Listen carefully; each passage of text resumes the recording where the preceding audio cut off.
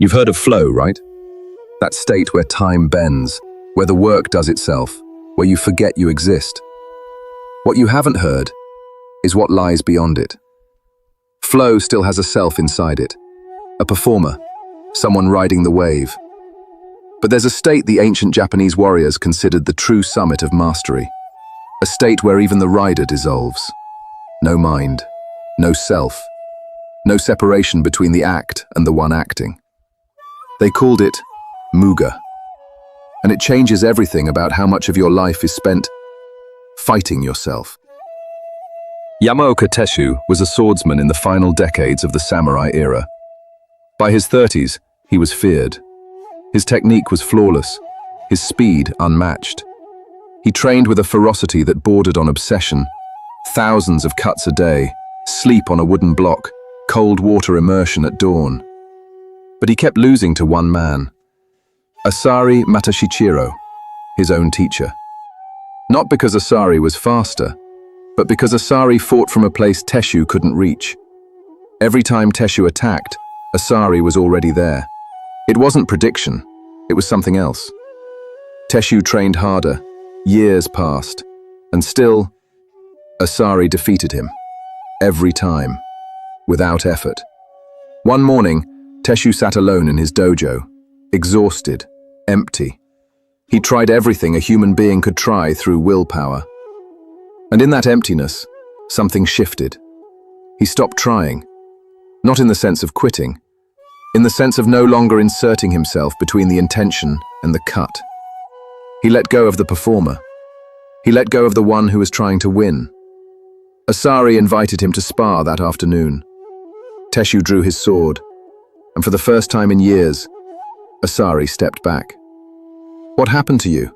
Asari asked. Tesshu couldn't answer, not because he didn't know, but because there was no one left inside him to explain it. The one who would have explained had gone quiet. That was Muga, the state beyond Mushin. Not empty mind, empty self. What happened to Tesshu isn't mysticism. It's the same experience a surgeon describes when the operating room disappears and only the incision exists. The same experience a musician enters when the instrument vanishes and only the sound remains. The ancient Japanese mapped this territory with precision. Mushin no shin, the mind without mind. Thoughts don't arise. But Muga goes further. Muga is the recognition that the one who would have thought was never there to begin with. And modern neuroscience has now confirmed what the samurai knew through the sword. Most people stop at Mushin, no mind. The state where intrusive thoughts and the constant inner narrator fall silent. It's the gateway, and it's where most meditation practices end. But the samurai understood that Mushin was only the first gate. Behind it stood a second, Muga, no self. The difference is subtle but decisive.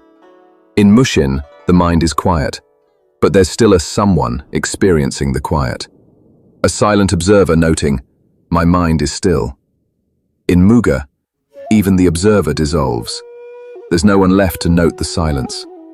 Mushin is when the noise stops. Muga is when the walls disappear. You don't just stop hearing the noise, you stop being the one who is hearing it. Research on expert performance, particularly the work of psychologist Mihaly Csikszentmihalyi, documented this deeper layer in the most accomplished performers. They didn't just lose track of time, they lost track of the performer. The doing and the doer merged so completely that the boundary became meaningless. The next time you enter a focused task and notice the inner narrator's gone quiet, don't celebrate it. Don't note it. The moment you think, "My mind is still," you've stepped back into Mushin. Don't grasp the silence. Let the silence have you. You can't dissolve a self that's fragile. This is the paradox at the heart of Muga. The self must be strong enough to be released. You can't let go of something you're clinging to for survival. And most people are clinging. That's why the path to Muga runs through Fudoshin, the immovable mind. Before you can empty the self, you must first make the self solid enough to stand without external support. A self that depends on approval, validation, or outcome to exist can't dissolve. It's too brittle. Tesshu couldn't reach Muga through speed because his self was still entangled with winning. Only after years of losing, after his identity as the unbeatable swordsman had been ground away, was his self stable enough to let go. Not because it was strong, but because it no longer needed to win to exist. Modern neuroscience maps this through the default mode network, the brain system responsible for self-referential thinking, the constant narrative of I, me, mine. Studies show this network temporarily deactivates during deep absorption, but only in practitioners who first developed strong emotional regulation. The self must be regulated before it can be released. Identify one thing your sense of self is clinging to. A title, an outcome, a role. Don't try to release it, just name it. Fudoshin begins with honesty about what's holding you together. Once you can see the prop, you can begin to stand without it. And only when you can stand without it, can you dissolve. There's a reason children enter Muga more easily than adults. Shoshin, the beginner's mind. A child drawing doesn't think about drawing, doesn't evaluate whether it's good. The child is the drawing. No gap between the hand, the crayon, and the page. Then the child grows up, learns to judge, learns to insert a self between the intention and the action, and Muga becomes harder.